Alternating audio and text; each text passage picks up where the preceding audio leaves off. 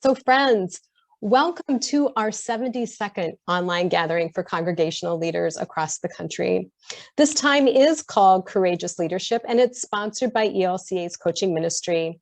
I am Jill Beverlin. I'm coordinator of coaching for the ELCA, and I'm one of your facilitators today.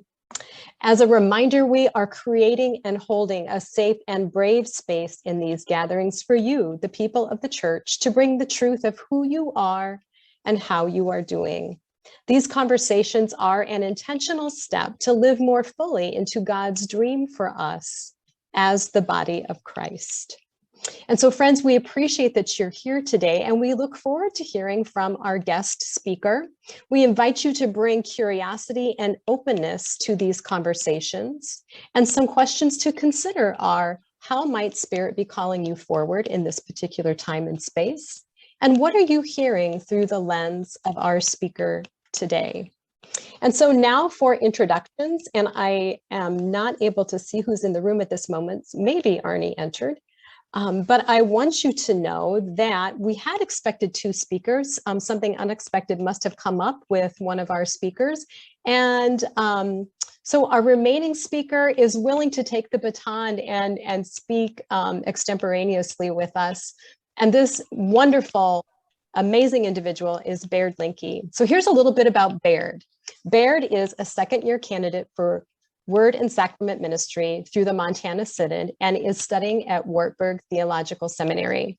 His ministry work has taken him from the mountains of Northwest Montana to Buenos Aires, Argentina, to South Minneapolis, and home again to Helena, Montana, where he works for Our Redeemer's Lutheran Church and is part of ELCA Coaching's Congregations Lead Initiative. Baird is passionate about environmental and economic justice and pastoral care.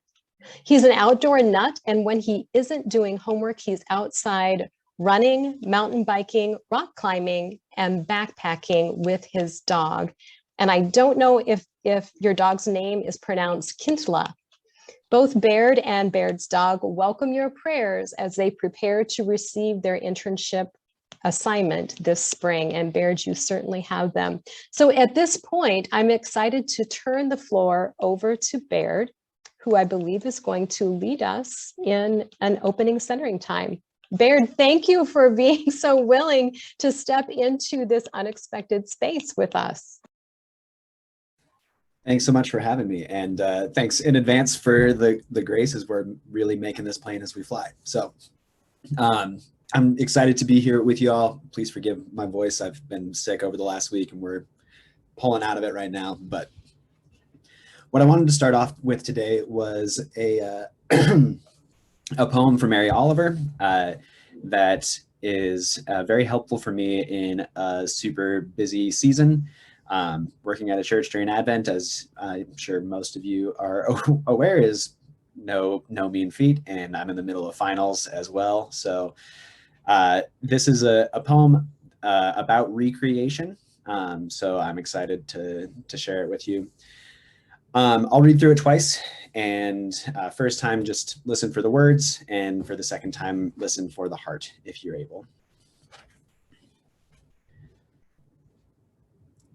Every morning the world is created. Under the orange sticks of the sun, the heaped ashes of the night turn into leaves again and fasten themselves to the high branches, and the ponds appear like black cloth on which are painted islands of summer lilies. If it is your nature to be happy, you will swim away along the soft trails for hours, your imagination alighting everywhere. And if your spirit carries within it the thorn that is heavier than lead, if it's all you can do to keep on trudging, there is still, somewhere deep within you, a beast shouting that the earth is exactly what it wanted. Each pond with its blazing lilies is a prayer heard and answered lavishly every morning. Whether or not you have ever dared to be happy, whether or not you have ever dared to pray.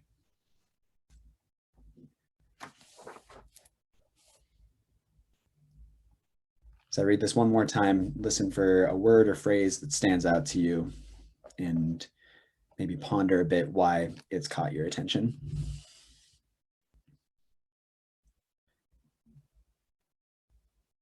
Every morning, the world is created. Under the orange sticks of the sun, the heaped ashes of the night turn into leaves again and fasten themselves to the high branches, and the ponds appear like black cloth on which are painted islands of summer lilies. If it is your nature to be happy, you will swim away along the soft trails for hours, your imagination alighting everywhere. And if your spirit carries within it the thorn that is heavier than lead, if it's all that you can do to keep on trudging, there is still, somewhere deep within you, a beast shouting that the world is exactly what it wanted. Each pond with its blazing lilies is a prayer heard and answered lavishly every morning, whether or not you have ever dared to be happy, whether or not you have ever dared to pray.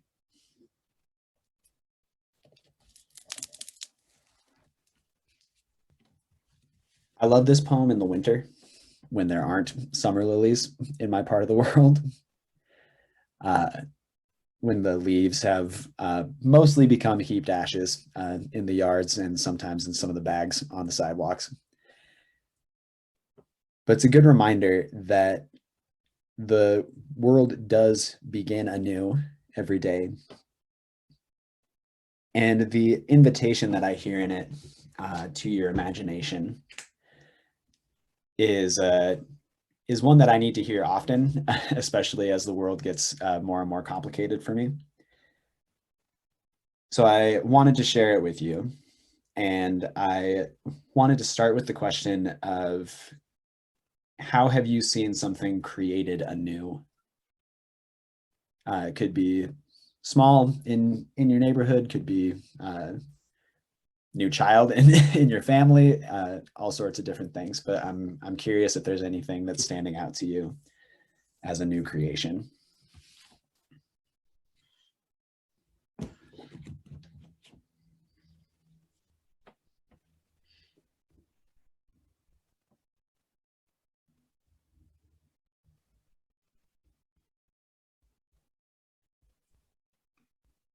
Well, this maybe isn't exactly what you expect, but today is garbage day in my neighborhood.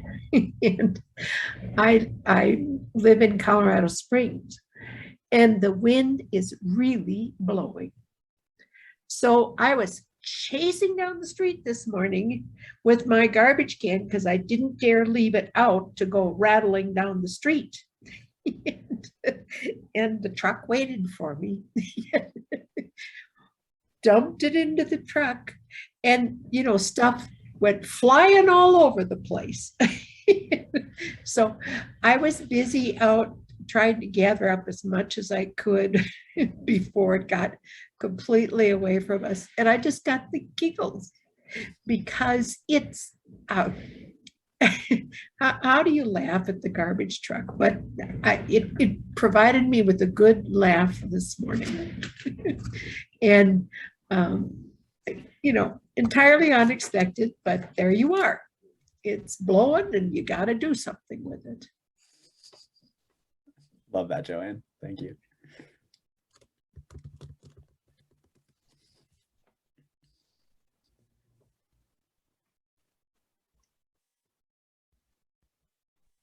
Hi, you won't be able to see me, but my name is Mitch Deauvilliers. I live in California, Central California. And Bert, I am a Wartburger, so go Wartburg. Yes. I have a lot of plants at my house. Mm. And when I'm on vacation, I have somebody who always comes and to help me. She said that I have a nursery at my house because to tell you, I have a lot of plants. And this morning, and then I talk with my plants, all the time. And then I'm not kidding. They listen to me when I talk to them. So this morning I was reflecting on a plant that was dying, and I had no idea if this plant will survive. So I cut the plant and then put a little bit in 2 pots. And then this morning I'm like, oh my God, I'm like, this is amazing. You know, talking about creation, talking about God, the ongoing creation, you know, what we call continuing creation.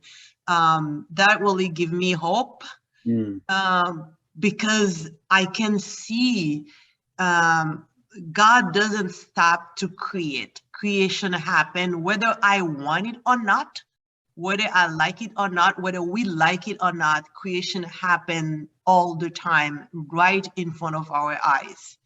So I see that in this plant that I never thought would survive. That's awesome. Thank you so much for sharing that. You're welcome. We have a couple more folks joining us briefly. Just to fill you in, we're sharing some moments where we've seen new creation around us. So you're welcome to jump in on that if you want to, or take some time to get settled if you need as well.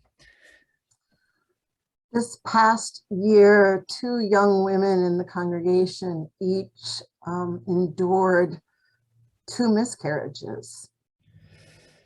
Last night, one of them welcomed into the world her new son.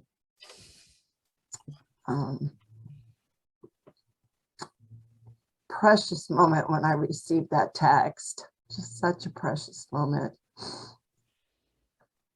Hallelujah. Yeah. And the other one is pregnant. Wow. So we're holding, I'm the only one that knows.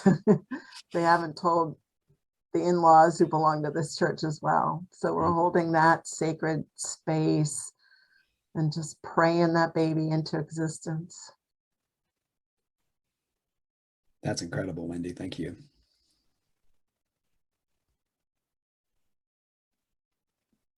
And I think we have time for maybe one more. Jill, did you have something that you wanted to share?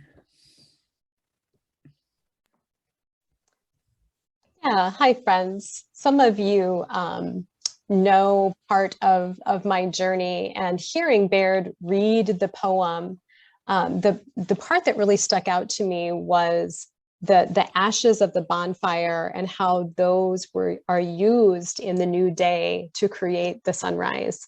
I'm really mishandling the beauty of Mary Oliver's words, but because I'm someone that did a lot of camping as a child, I have sat around many campfires and just stared, you know how mesmerizing those ashes become as the fire burns down. And I really love the thought of how those ashes could be used to create something new. So to tie that to part of my story, January 22nd, 2013, my 20-year-old son passed away unexpectedly. And in that moment of receiving that news, I became like those plants that Baird was describing, just completely dead. And I thought that there's no way for me to even make air go in my lungs, much less go on with life. And if someone would have told me that 9 years later, I would be serving in a vibrant ministry alongside all of you and able to find moments of joy again in my life. And in particular, to be able to speak about resurrection and to proclaim that I'm living resurrection right now. I'm living life beyond the death of my son. It's a hope, friends, that I feel like the world needs to hear. We have this message to share that in our earthly journey, hard things will come, but we are not left alone. We serve a God, Emmanuel, that goes with us even into the ashes of our life. But those ashes are used to bring a new sunrise. And now I'm blessed. Part of my ministry is to walk alongside others who are grieving. And God has been able to harness that experience and help me speak words of hope and the promises of God to others that find themselves in their own story of grief and death and hope of resurrection. So that's what that poem sparked in me, Baird, a long explanation. Well, thank God for that resurrection, Jill. Thank you. I see that we've got Arne in the room now, and we're able to do a brief kind of interview setting. And Arne, you can introduce yourself, or Jill has your bio and she can introduce you as well, whichever you feel more comfortable with. Hi, Baird. Hi, Jill, everybody.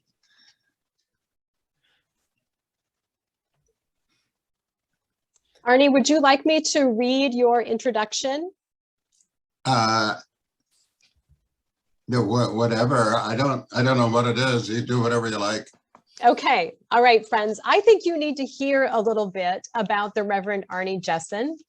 Arne is a retired ELCA pastor, a retired Navy chaplain, and a member of the inactive retired Reserve Corps. Since his retirement, he has served as an interim pastor for 12 congregations. He has served as a clergy coach and also as a pulpit supply pastor. Arne was raised on a Nebraska cattle farm with 11 siblings, where they all spoke Danish at home. He married the love of his life in 1956 and was ordained in 1959. Arne earned both his MDiv and Master's of Theology in Pastoral Care and Counseling from Luther Seminary. Then he earned his PhD in Religious Education from NYU, followed by postgraduate studies in Leadership and Change. Arne and his wife have 4 children, 11 grandchildren, and are expecting their first great grandchild. What a journey, and what a fun introduction to give. So Baird, it's to you. Thanks, Jill. So the concept behind this meeting was to have folks on 2 different ends of the ministry experience sharing a conversation. Arne being a retired pastor and me being a pastor in training. So I've prepared some questions. Arne and I had the chance to get to know each other last week for a little bit, which was a real delight. I prepared some questions about courageous leadership, and I'm looking forward to hearing some of his reflections and the wisdom that he can share with me selfishly, but also with the group as a whole. So be sort of an interview format. Arne, do you have anything you'd like to add before we get started?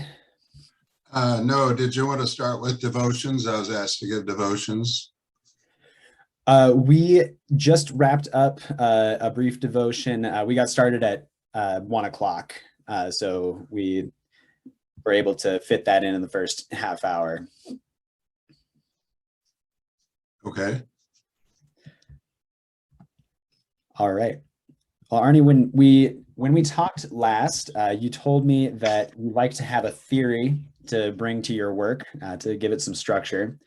So I thought we would maybe begin with some definitions, and I wanted to hear from you what your definition is of courage, of leadership, and what courageous leadership looks like to you and in your experience. And I've dropped that question into the chat for you and for everyone in case you want something to read instead of listen.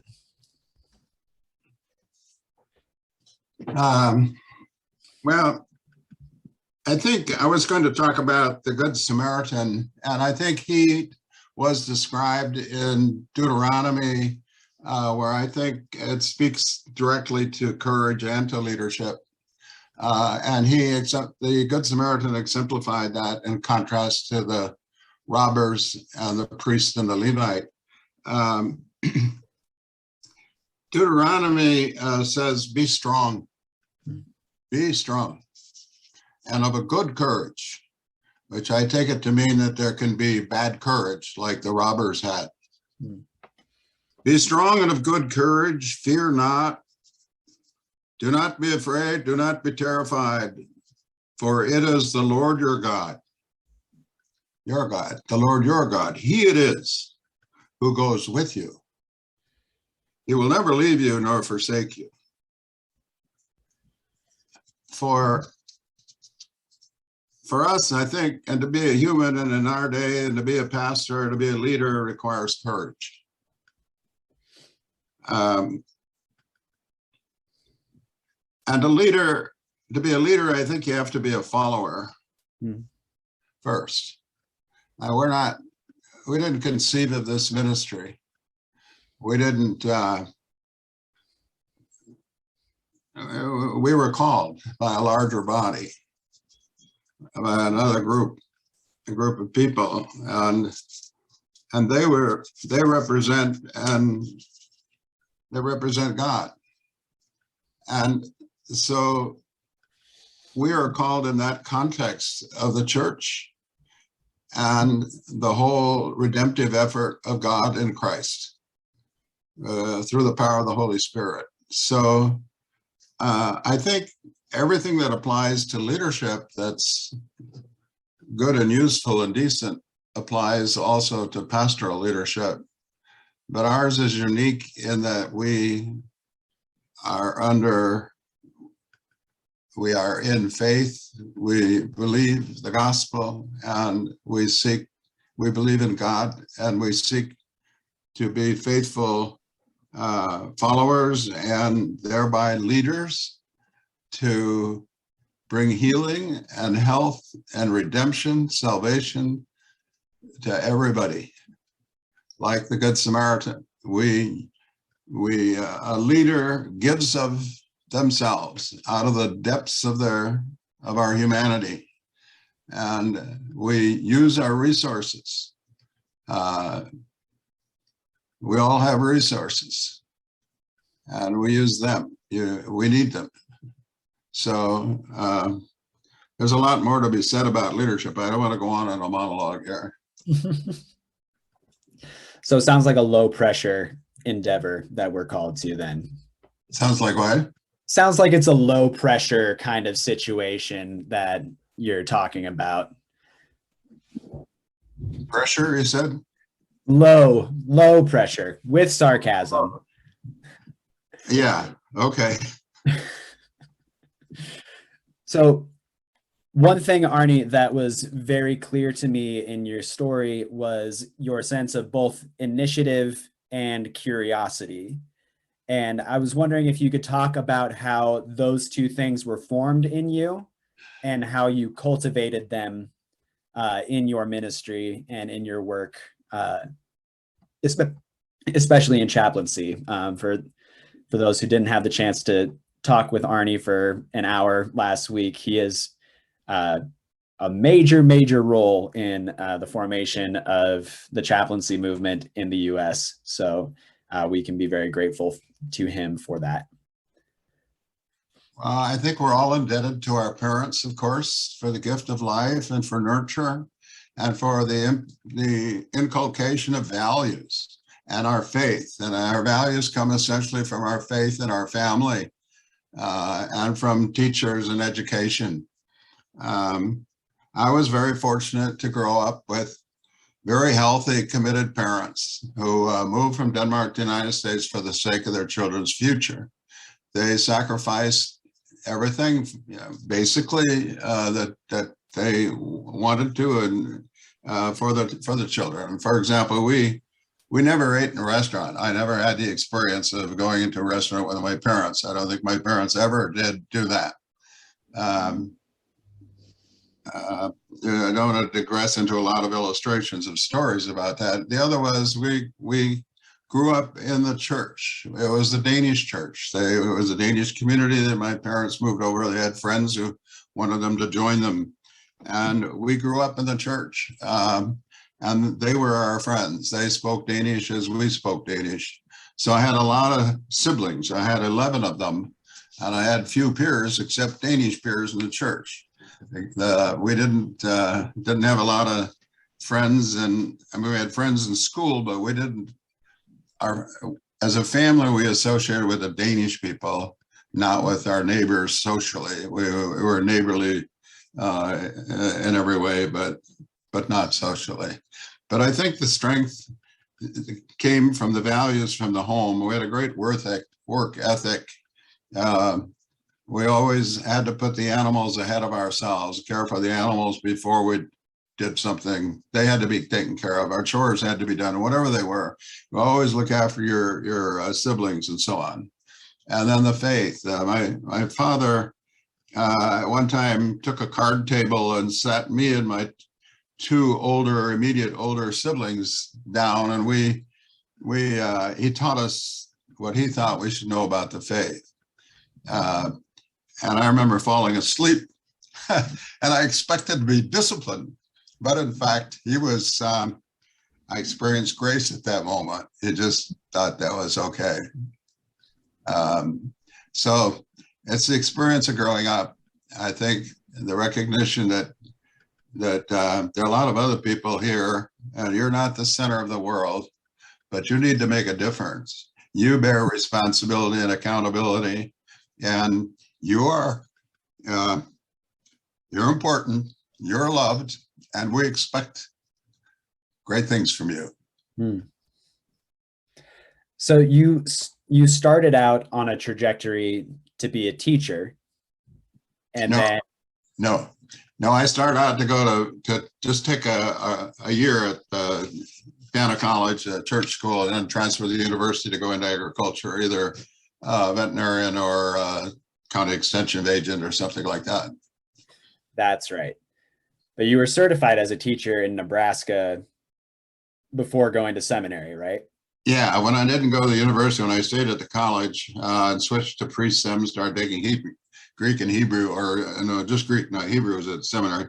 Then I had extra time, extra class to take, electives. So I took education and I qualified to be a teacher in Nebraska. I never intended to teach in Nebraska, but I was qualified to do so. I did practice teaching. We diagnosed the frog and the fish and stuff like that. It was a lot of fun, but.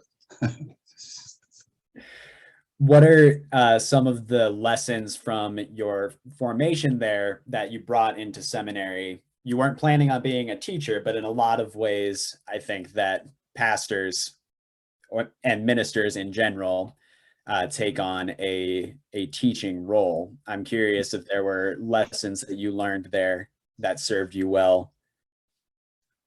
I think I missed the point of your question. You were curious about what?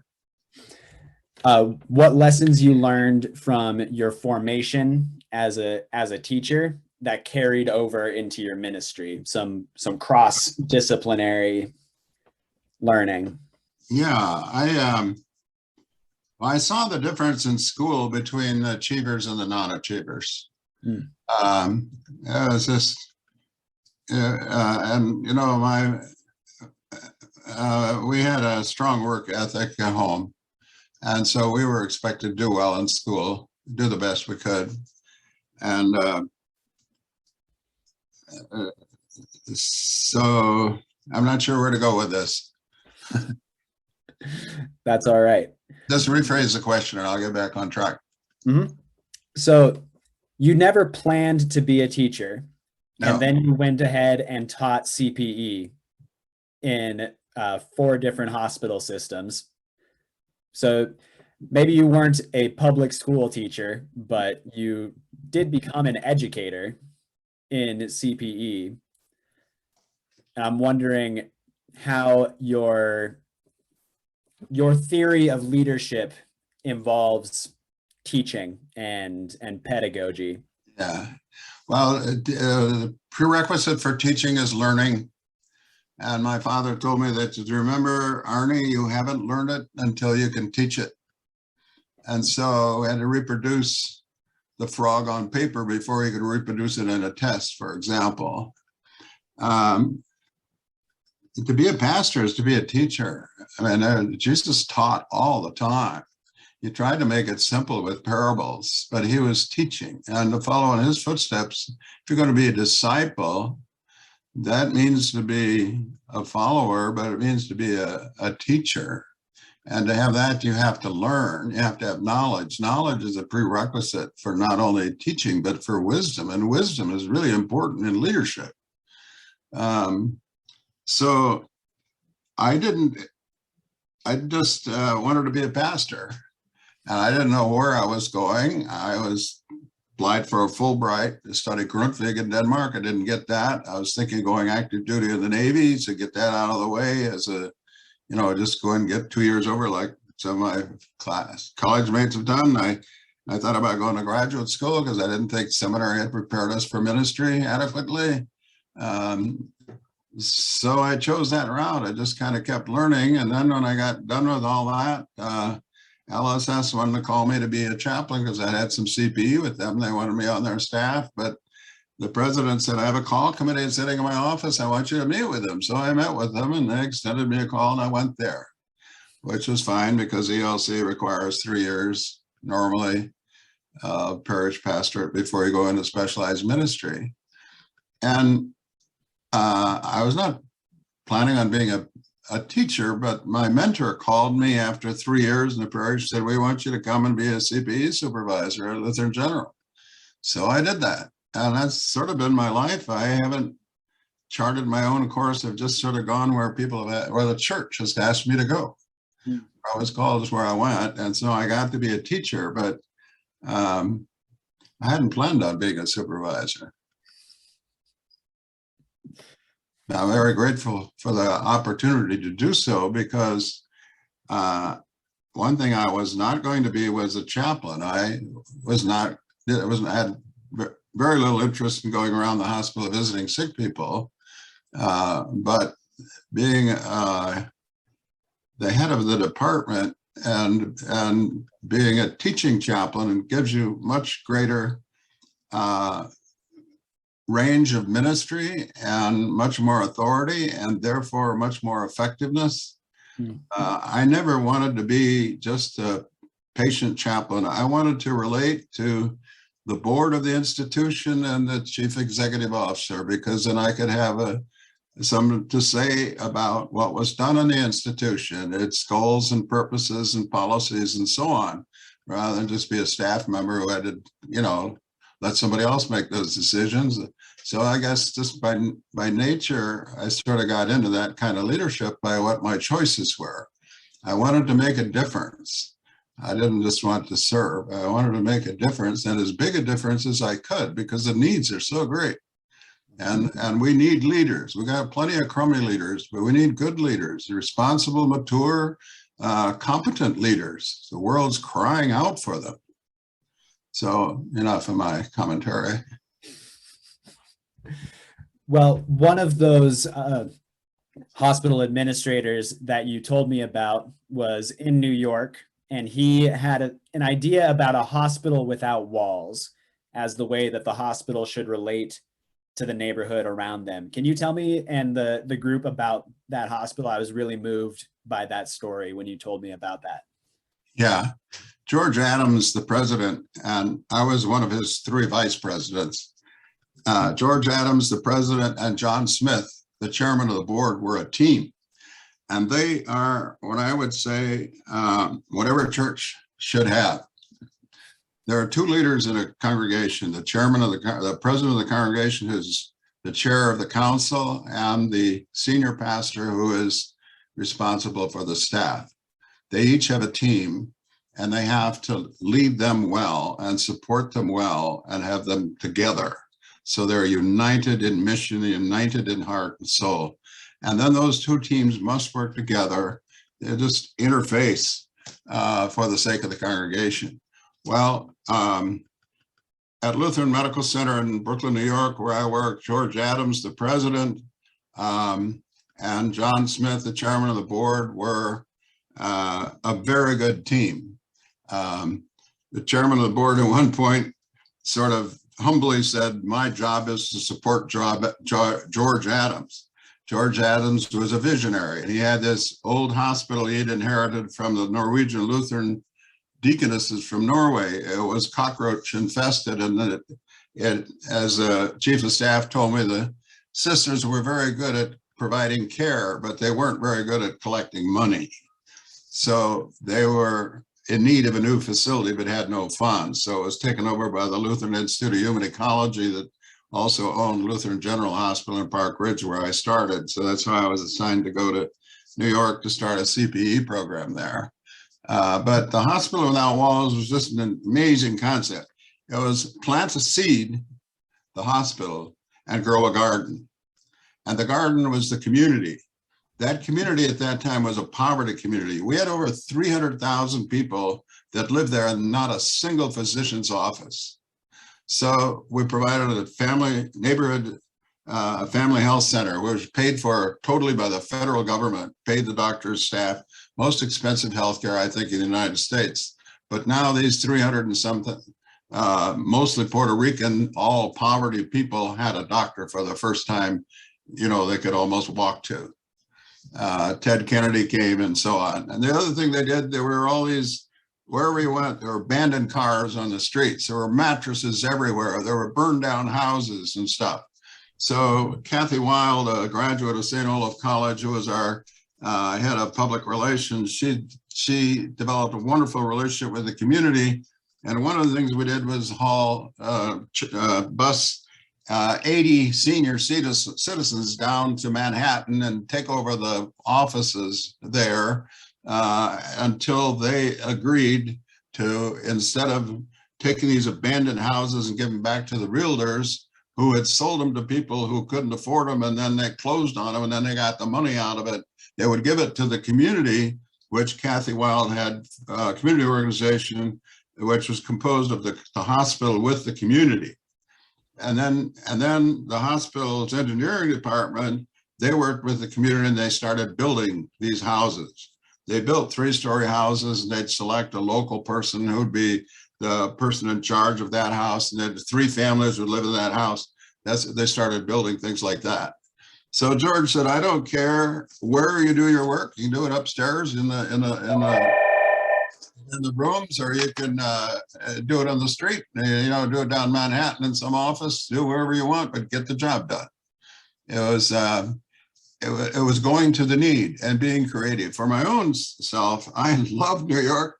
I loved my job. I felt that I only had 2 limitations. I could do anything I wanted, just my own ability and vision and energy. What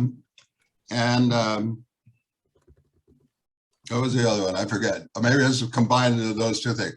But it was all about my own limitations.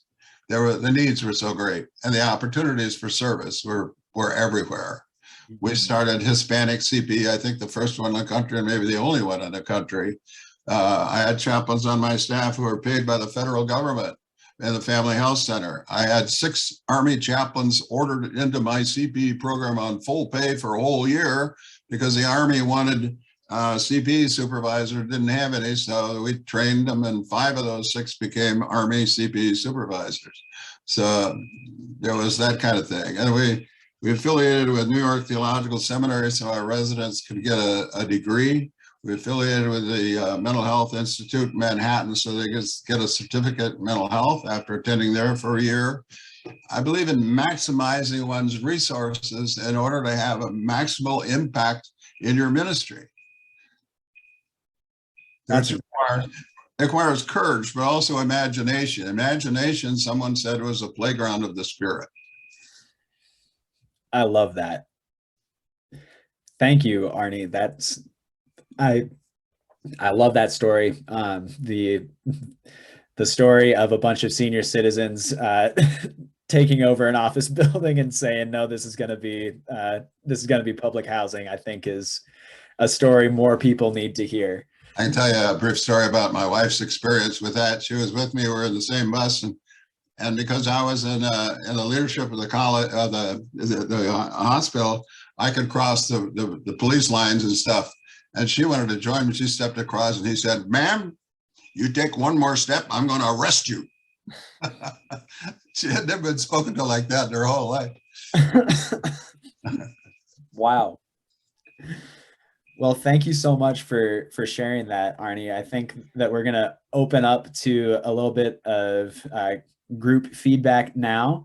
And just curious what folks are hearing come through as themes from some of Arne's experiences as as a obviously courageous leader.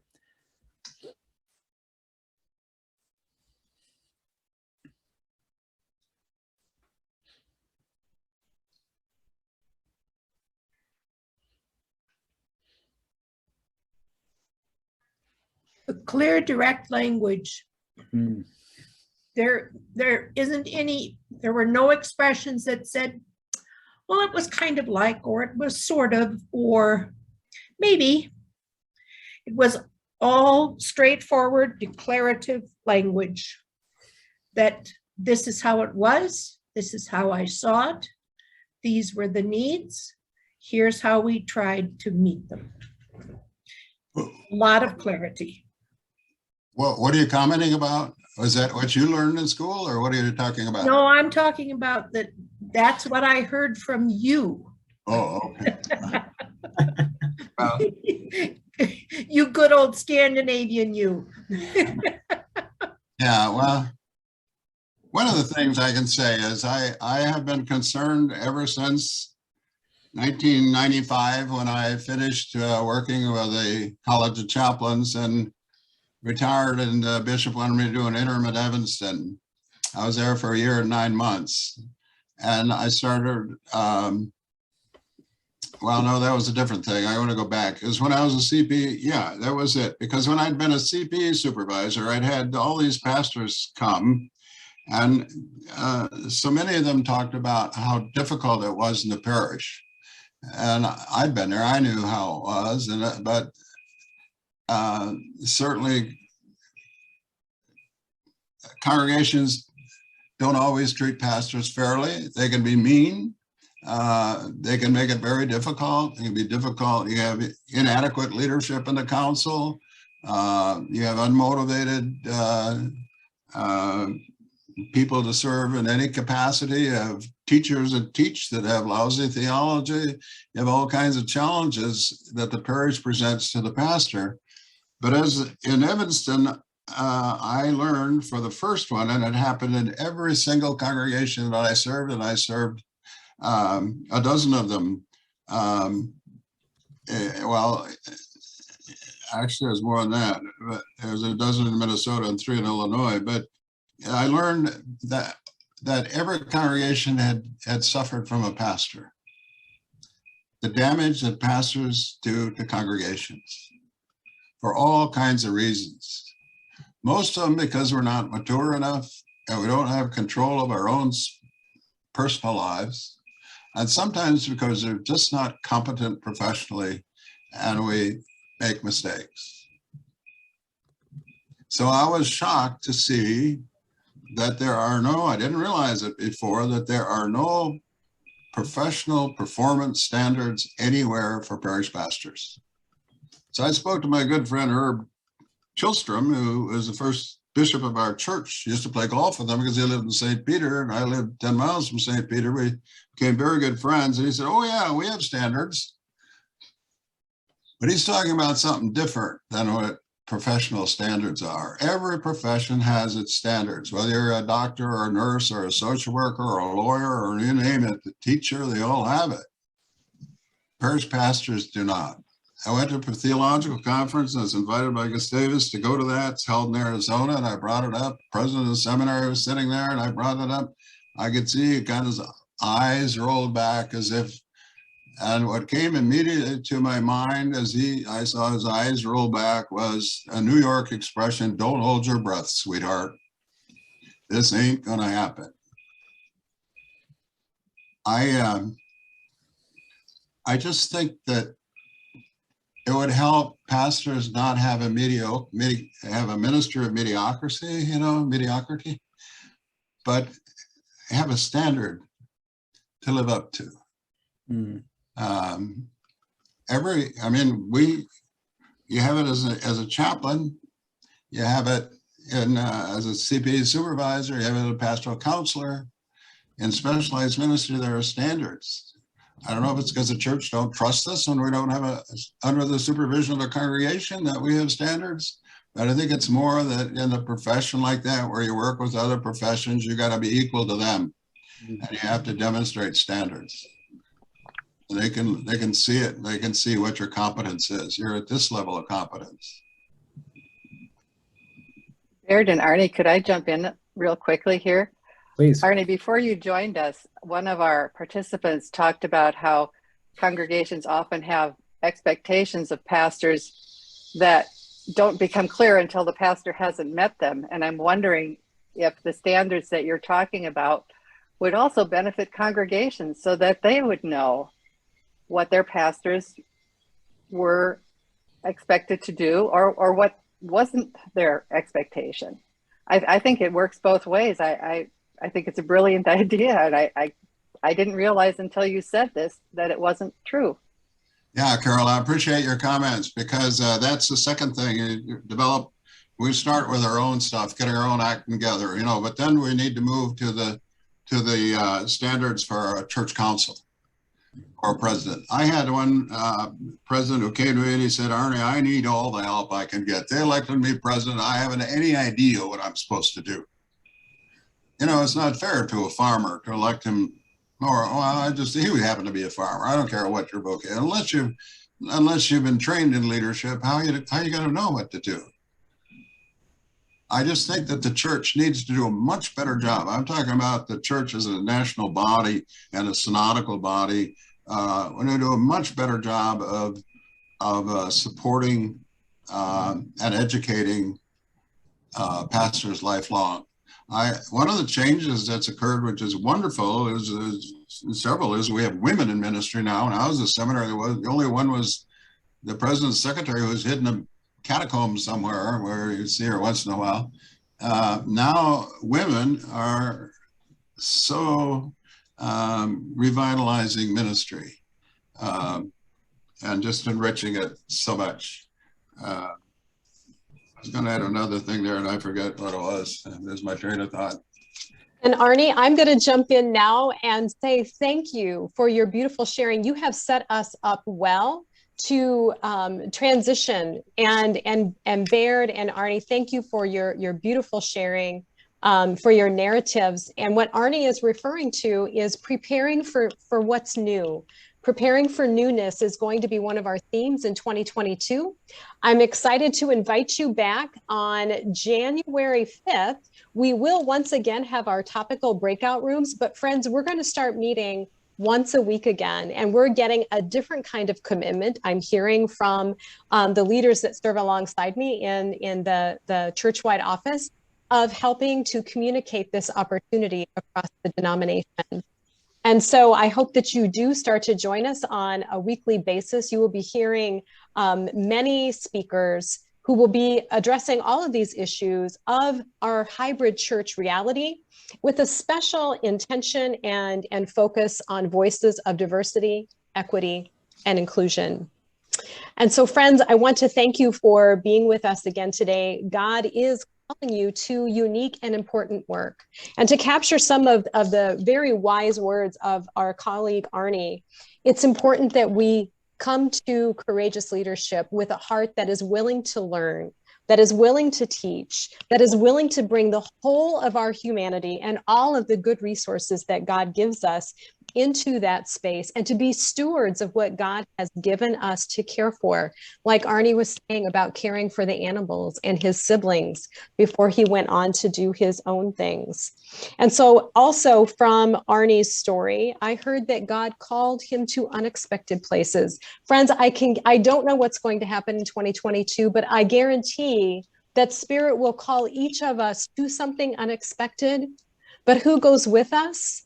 Our God, Emmanuel, God who is always with us, always bringing God's promises and blessings alongside. And I think that Arne's story exemplifies that just beautifully today. As you are leaving, I encourage you to put in the chat what's something from Arne and Baird sharing that you are taking with you today. And I wish you God's blessings. Thank you, friends, for being with us. When we listen to another, listen, friends, for how for how they are in relationship with God. Listen for how they are in relationship with those closest to them. That's kind of nutshelling what our friend Arne said, and how to tend that well with love at the center. When we keep love at the center, friends, and Christ at the center, we're not going to be far off the course. And thank you, each of you, for doing your work well, for being partners in the beautiful enterprise of God, which is the calling to heal and love the world. And Arne had the opportunity to share his story. Baird helped Arne tell it so beautifully. Thank you, speakers, for this time of sharing. And thank you, friends, for participating. We have an exciting time coming in 2022 where we will continue this sharing space, friends, and it will be very vibrant, and hopefully will encourage and equip you to continue into how God is calling you into this new year. So thank you again, friends. God's blessings to you. I appreciate each of you very much.